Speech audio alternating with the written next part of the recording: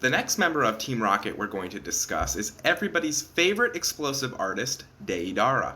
Deidara comes from Iwagakure, or the village hidden in the stones. Quite unlike his partner Sasori, Deidara had a fairly relatively normal childhood given that he lives in the shinobi world. We don't get too many details other than that he was a student of the 3rd Tsuchikage Onoki and was a member of the Explosion Corps. That's really all there is in terms of backstory. Deidara is another eccentric artist, but his artistic philosophy is in direct opposition to Sasori. Deidara believes that art in its truest form exists only for just a brief moment, and in his case, he uses his clay bombs to achieve that. That's pretty much Deidara in a nutshell. He likes sculpting things out of clay and then blowing them up. We aren't told the specific circumstances of him abandoning the village other than he learned a kinjutsu or forbidden jutsu from Iwagakure and then left. After that, he pretty much existed as a bomb for hire.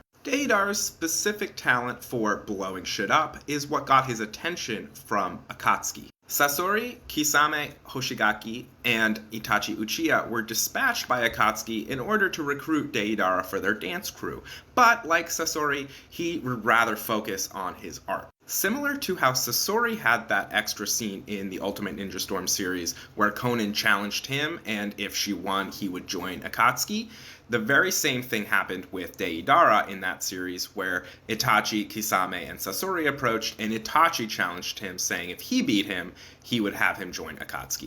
Deidara is pretty skilled, but there's not much you can do to counter Itachi's Sharingan, and pretty soon Itachi had him beat and was sending him packing.